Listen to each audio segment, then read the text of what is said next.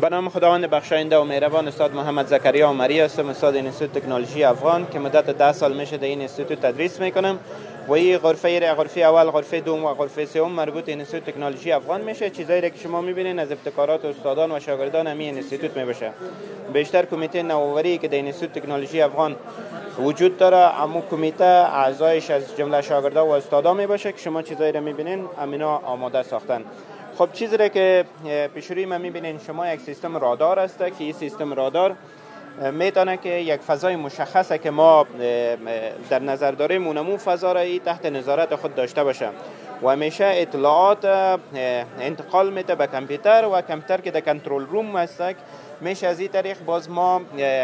در مقابل هر عمل را که میخوایم انجام بدیم. شما ببینید که یک اپلیکیشن داره که اپلیکیشن از این استاد فریدون آماده ساخته، یکی از استادای انستیتوت تکنولوژی افغان، و همو اطلاعات را که خود سنسورای ما که در رادار نصب میگیره مستقیم در اینجا انتقال میده.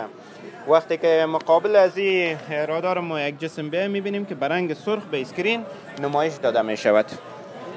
خب این یکی از نمونه ها بود، مثل از این نمونه های زیاد است. شما میبینید تیاره بدون سرنشین است که تیاره را سالهای قبل ما پرواز داده بوده میشه. شما هم پرواز شدیده بودین سال قبل. این بار باز ما یک نمونه دیگه شه که نمونهش از نوع بدون سرنشین است ما آماده ساختیم که هم آماده پرواز است که هیچ نوع مشکل نداره. و چیز دیگه که ما در اینجا میبینیم یک ربات هستن که با قابلیت هوش مصنوعی اینا آماده شده که هم از طرف استاد فریدون اینا را آماده ساختن و این میتونه که هم از طریق اپلیکیشنی که برش جور شده از اون طریق حرکت کنه و هم میتونه با استفاده از صدا که برش میتن از طریق موبایل از طریق صدا همو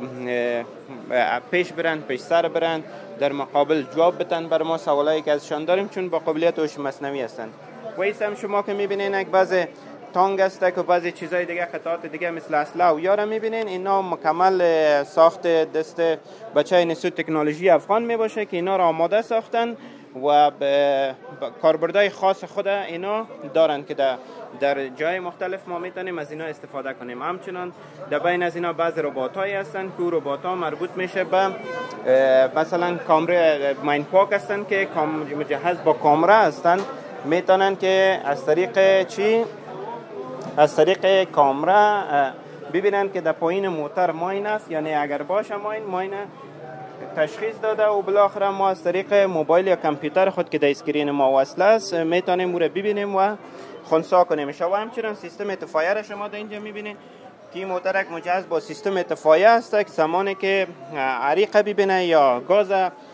حس میکنه در مقابل عمل انجام میده. اگه گاز لیکی داشته باشه، گاز حس کرد زنگ میزنه، آلارم به صدا میره، و اگر عریق باشه